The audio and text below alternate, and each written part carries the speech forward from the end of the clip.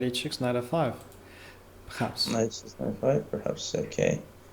But why this? Aha! Nice! I like that. That is nice. Wow, this is why Evgeny is so dangerous. He finds these nice simplification solutions in blitz mode. Always very dangerous player like that. This queen is entering, breaking and entering here. A5 is hit, the B1, the knight on F1. I mean, white can't just play passively with queen A1. He has to do something. John Ludwig is also getting very low on time, less than 3 minutes on the clock. Yeah, he missed he missed F4, queen B5. That's a beautiful positional decision making. Very nice. To stop the knight from coming to E3 was very important. And Evgeny did it. Excellent. Way done. Way to go. Now queen E1 probably just to try to get something in the E file, but I don't know, given queen D3 is pretty... He's trying to figure out if he is losing by force after he takes on B5, but this is impossible in an endgame like that with that little time on the clock. And he is losing by force. Is he? He is losing by force. Yeah, the knight goes to C6, and then we play B4 when the knight gets to B3, and then it's game over. Probably he's looking knight D2 now, knight D8, knight B3, knight C6. Next move B4, and knight takes A5. And then when I take on A5, I'm going to play B3, and you can't take on A5 because of B2. Right. So this looks completely losing. And as I mentioned early in the game, when Black traded the light squared bishops, the endgames became potentially advantageous because of the bishop coloring here, and the pawn on D4 obviously is a target, and that could happen at any moment now. I was just showing this line to our viewers that the pawn is getting promoted, yes, and obviously Black is going to shift his knight to C6, yes, but White is running out of ideas. John Ludwig Hammer is in real trouble here. Is he going to discover something? Maybe G3 to try to counterattack on D5? No. Black is just staying. He doesn't really care. 98, knight C6. He can always come back with the bishop on C7. Oh, this is what he came out with. A passed A pawn. Oh my god. That's scary, but for whom? Well, he has... I mean, he can't defend passively. That's a good idea, I think. Objectively speaking, he's got to try something like this. It's a great move, even if he loses by force, yes. Yeah, exactly. Kind of like that. So he wants to go knight d2, knight b3, a6, put the bishop on c5 and promote this into a queen. Is he going to be fast enough to do it? Let's wait and see. I'm sure Black will get a few moves then. And that's going to be a bit tough. Because Black can also go knight d6, c8, bishop b6, and start his stuff. Okay, I think this game is over actually, because the 20 seconds is just not enough. a6 was played, bishop b6, so bishop is going to c5. Are you sure it's over? Over for who? Bishop d4, he blundered. Oh. Okay, he will take it. Yeah, I'll just take it. It's over, yeah. Is it? Okay, but knight b3 and bishop c5, how are you stopping this?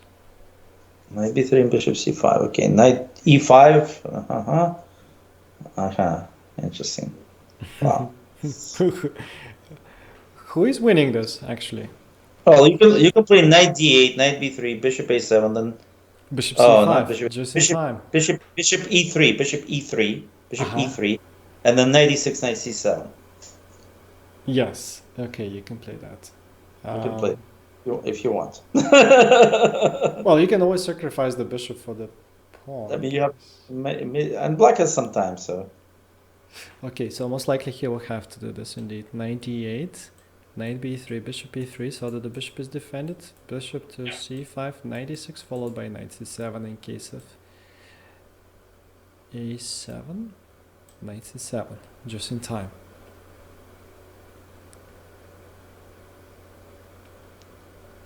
So we are expecting this to happen at the moment, unless he finds something even more interesting.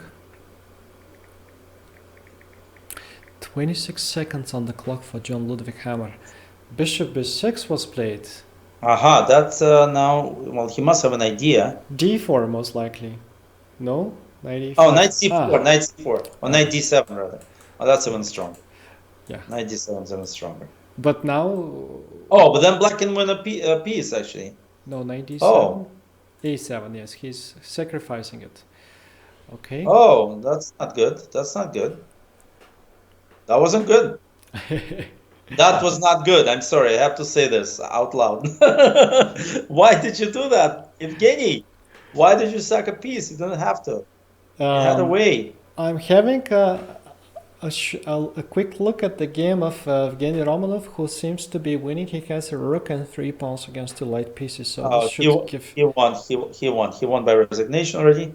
That game's over. So, what is the outcome of the match?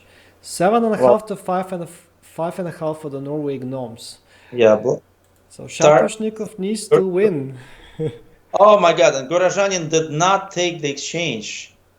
He just gave up that pawn, and oh, that was bad. So he's not even better. The Gnomes are gonna win now. He's got no time. Shaposhnikov needs to win if to keep the chances for his team. Yeah, but even the chances are very, very, very small chances. Now, Aryan is getting ahead in material. He's gonna be up a pawn, and wait, what is Shaposhnikov going to do here? He's going to push the pawn on d4 and bring the king on d5 and c4. Maybe he should be still winning. d4. Okay, and by the way, post your chess.com usernames in the Twitch chat so we can pick the winner from the chat, okay? Everybody, please post your chess.com usernames in the Twitch chat so we can pick a winner for the Diamond membership, all right? Looking forward to seeing those. All right, let's see. Well, yeah, Tari is winning now, and that's going to finish the game. Shaposhnikov is also winning. King c4, b2, d2, unstoppable. Oh, what did he do? What a game. Happen? King b3 even was checkmate. He promoted. He had these pre-moves. And it's going to be checkmate. Oh, cool. Not even in a hurry to promote a queen. Yeah. And Shaposhnikov won by checkmate. What a game for him. The match is very tight, 7.5 to 6.5. 2 more games to go.